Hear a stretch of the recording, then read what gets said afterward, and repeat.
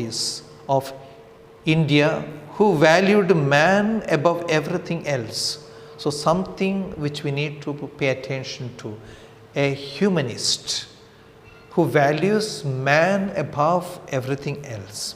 Born and brought up as an aristocrat and lover of beauty, he became conscious of his higher mission of bringing men closer to each other. In the fulfillment of his mission, he made a unique contribution during his lifetime. With eyes fixed on the future of mankind, he explored political, social, and religious areas of human relationship. His philosophy of man is largely based on perception. In the vessel of man's affection, I taste his divine nectar. He voiced the ancient wisdom of India. With the onset of 20th century, Ravindra Tagore's ideas turned from the praise of contemplation of beauty to that of the Lord of life. Under the influence of liberal tradition of his family and the philosophy of the Upanishads, he developed a positive view of life and love of humanity. Like his predecessors, Raja Ram Mohan Roy, Swami Vivekananda, Rabindranath Tagore carried India's message of love and universal brotherhood to all parts of the world and thus tried to bring East and West together on the pure and lofty platform of human relationship. With a humanistic resolve, he abhorred all conflicts between man, between nation and nation. He could easily understand the demands of the new age and warned. From now onward, any nation which takes an isolated view of its own country will run counter to the spirit of the new age and know no peace. From now onward, the anxiety that each country has for its own safety must embrace the welfare of the world. Rabindranath Tagore was deeply influenced by the humanist tradition of Buddha, and the Buddhist way of life appealed to him most. The great compassion which the founder of Buddhism entertained for his fellow being, his resolve to renounce the world of luxury for relieving mankind from suffering, roused Tagore's admiration for Buddhist philosophy. So a person who was very much influenced by Buddhistic philosophy. The Lord Buddha suggested freedom from the self, from ignorance, so that man was relieved of pain.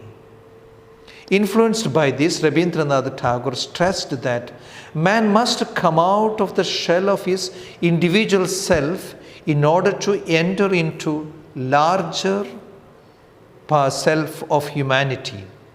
So long as he remained confined within the walls of his individuality, his selfishness, his own material longings, joys and sorrows, he could not realize the universal man. Neither could he get relief from the mystery of the world. Rabindranath Tagore said, "To live in perfect goodness is to realize one's life in the infinite."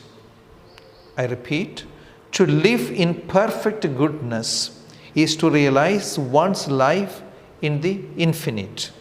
This is the most comprehensive view of life which we can have by our inherent power of the moral vision of the wholeness of life.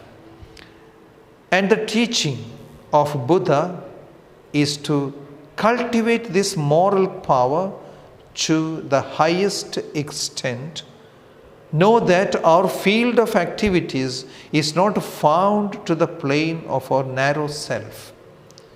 So something very basic or very fundamental to the principles which Ravindra Tagore held, or taking or much appreciation to the Buddhist philosophy, which suggested that the freedom from self-ignorance so that man was relieved of pain. So when we look into the philosophy of Buddha, he will say, then the four noble principles, the first one, everything is sorrow. And the reason for the sorrow is the desire of man. And there should be a way of stopping these desires, controlling these desires, and cessation of that. And he suggests the methods for that. So the desire, why that desire? The desire is due to ignorance of man. And how this, what ignorant of what? What is man ignorant of? Man is ignorant about the true nature and of the phenomenal world around him. So the phenomenal world around him, it is something insufficient or passing, transient. And this aspect is forgotten, and man begins to attach to it a permanent value.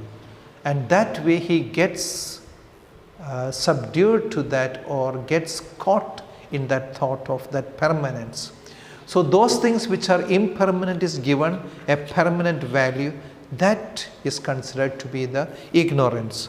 And also, so much so what happens, so long as man remained confined within the walls of his individuality, his selfishness, his own material longings, joys and sorrows, he could not realize the universal man.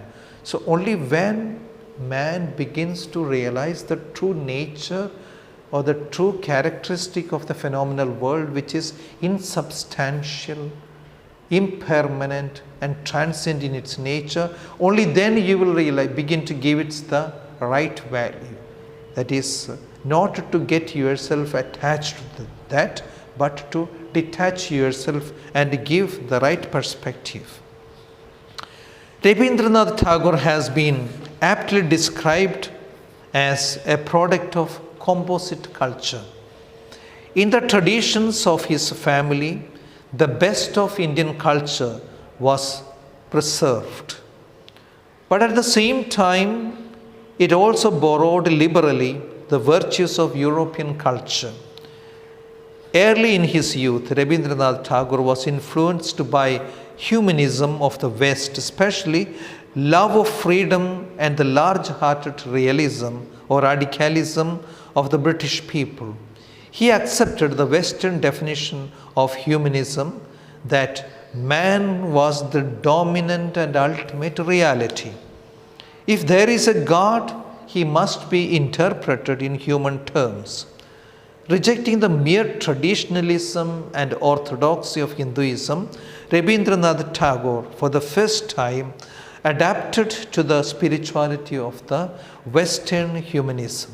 So a principle which attracted him so much, be it in that of the Buddhistic thought, that is a need to give the real or perspective or the respect for the creation or the right value to the phenomenal world, and thus to get yourself away from the narrow binds and then rise to the universal man. Here he comes or gets attracted to the humanism or humanistic ideals of the Western. So for the first time, he adapted to the spirituality of Western humanism. He felt that it was only on the basis of humanism that the wide gulf between East and West could be bridged, a synthetic culture could be evolved. His imagination was aroused, and the desire of creating a new civilization from the synthesis of East and West began very early in his life. And throughout his life, He worked for the fulfillment of this noble ideal. The most important characteristic of Eastern civilization has been that it emphasized a life in harmony with nature. The most important characteristic of Eastern civilization has been that it emphasized a life in harmony with nature. In his 12 foreign trips, Ravindra Tagore carried the humanistic message of India and the nationalism of the East for the universal brotherhood, peace and prosperity of all mankind irrespective of nationality, religion and color. So this is something which he carried in all his 12 foreign tours. Rabindranath Tagore, as a rationalist and a humanitarian in his attitude towards whole problem of East and West relationship, was disgusted by the artificial division in men on the basis of castes and creeds, and rebuked Indian for being dogmatic and superstitious. Similarly, he was pained by the materialistic basis of Western civilization.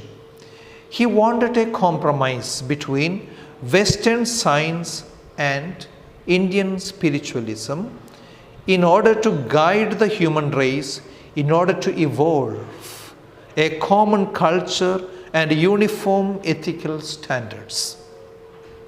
He was aware that the mechanical character of Occidental civilization had turned human beings into mere slaves, killed their freedom and initiative to act in a natural way, killed their freedom and initiative to act in a natural way.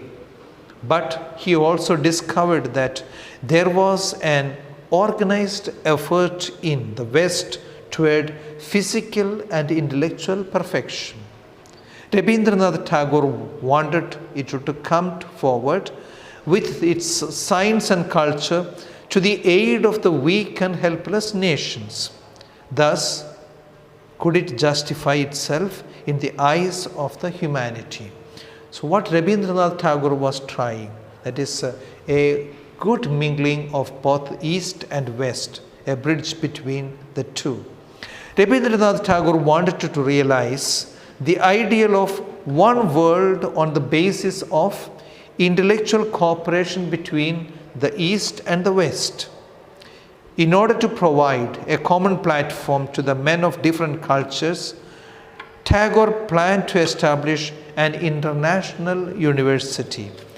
The synthesis of the East and the West for their religious and cultural values, he thought could help realizing lasting peace and happiness for mankind. The idea of such university included the thought of a conference of East and West, a common fellowship of learning and common spiritual striving for the unity of human race. Rabindranath Tagore said, being strongly impressed with the need and responsibility which every individual must realize according to his power, I have formed the nucleus of an international university in India as one of the best means of promoting mutual understanding between the East and the West.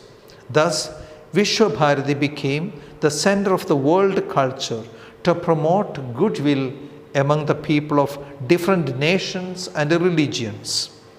The ultimate aim before Tagore was to promote international amity and understanding and fulfill the highest mission of the present age, the unification of mankind. The motto he selected for his university is Yatra Vishwam Bhavati Ekanitam, where the universe becomes a single nest. So that was the motto he selected for his international university Vishwabharati, that everything merging into one single nest. So not much of difference between East and West. The human beings or the humanity to be given prime importance, and where the best of the culture, best of learning. So there is going to be a sharing between the East and West. The idea or the ideal he had with regard to the establishment of the Vishwabharati. So what he wanted was that the synthesis of the East and the West for their religious, cultural values, he thought could be realizing the lasting peace and happiness of mankind. What he had in vision was that what we search for is happiness, the good, the benefit of everyone or the welfare of everybody. And that had been the motivating thought of his in establishing the Vishwabharati University. A few weeks before his death, Ravindra Tagore wrote, "I had one time believed that the springs of civilization would issue out of the heart of Europe. But today, when I am about to quit the world, the faith has gone bankrupt altogether." Rabindranath Tagore advised all nations to take up the responsibility in future to build a new society devoid of hatred and selfishness. He was of the view that only a humanitarian approach could resolve mutual conflict. In the words of Dr. Radhakrishnan, Rabindranath Tagore puts forward a plea for mankind by advocating the ideal of a family of nations to which every member will bring his unique gift. This ideal of international unity and the national independence will break down barriers of nations and make for sweet harmony. So what Rabindranath Tagore visualized was a center for unity that will break down the walls of separation. Rabindranath Tagore's attitude towards life and its problems was that of a realist and a humanist. His views on social problems of his time were not determined by the narrow consideration of such economics, politics, or religion, but by spiritual vision. According to him, social unrest was due to a wrong attitude to life and lack of reverence for the divine in man. The materialistic attitude and too much importance to physical considerations resulted in general discontentment. It is advisable for man to live in the world, but be dedicated to the service of his fellow beings by mutual help and to use all resources in making this life worth living. Reminding mankind of the truth, in Gitanjali, Rabindranath Tagore said, "Here is thy footstool, and there rest thy feet, where live the poorest, the lowliest, and the lost." Here is thy footstool, and there rest thy feet, where live the poorest, the lowliest, and the lost. A man who really wanted everyone to come to the aid. That means every rich person, well or affluent persons to come to the aid of the downtrodden. After 1887, Rabindranath Tagore felt that he could not remain cut off from the life of the nation. Social, political, and religious problems attracted the attention of the poet, who was confined to the worship of nature and beauty till then. The conditions of his time made his attitude all the more courageous. In his poem, Deserted, he mocked at child marriage, According to Ravindra Tagore, the root cause of human misery was the narrow, sectarian, and selfish approach towards life. Those who are rich merely smile at the poor without coming forward actively to help the poor. This is true of nations as well. Patriotism devoid of considerations of humanity is nothing but selfishness on a large scale. Rabindranath Tagore, one of the greatest patriots that India produced in the 19th century, his love for his motherland was real and pure. He said, "I shall be born in India again and again, with her poverty, misery, and wretchedness. I love India best." So a person who was deeply in love with India, he said as his parting words, "I shall be born in India again and again with all her poverty, misery, and wretchedness. I love India best." Rabindranath Tagore may be compared with another great nationalist leader, Mahatma Gandhi. Both were humanists and fought for human freedom. But a careful study shows that Rabindranath Tagore had a more cosmopolitan outlook and deeper practical concern for the well-being of all men than Gandhi. He did not approve of Gandhi's method of boycotting foreign cloth and considered it a madness to burn tons of clothes when millions shivered for the want of it. Such activities was against Rabindranath Tagore's ideas of supranationalism, was against Rabindranath Tagore's ideas of supranationalism and an idea of common civilization for the world. Rabindranath Tagore may be described as a unique humanist because, unlike others, he was the only person who tried to raise the humanity to the level of ultimate reality. He did not succeed in what he tried to realize, but still refused to lose faith in man. In 1941, a few weeks before his death, he wrote with a heavy heart, "As I look back on the stretch of past years and see crumbling ruins of a proud civilization lying heaped up as garbage out of history, and yet I shall not commit the grievous sin of losing faith in man, accepting his present defeat as final." To mankind, his last message was the necessity of cultivating nobler qualities such as appreciating beauty and truth. His message of love and universal brotherhood, his ideal of universal man and one world will continue to inspire humanity in the future.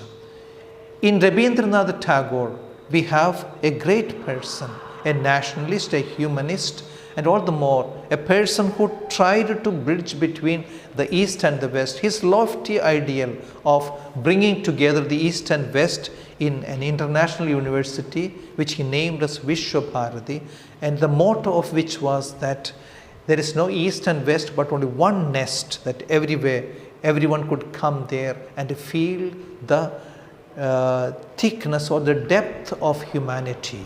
So that's what he was trying to bring about. A person who joined in the nationalist movement, but he had his own, the best friend in Mahatma Gandhi and that for Albert Einstein. He had his own view on nationalism. So too much supranationalism he was not in favor of. But there is a nationalism which he was really working for, which will bring together all people together. That is realizing the value of education, which will take away or remove the ignorance of the narrow-mindedness and thus making the entire world into one village. That was his idea, and which he worked out.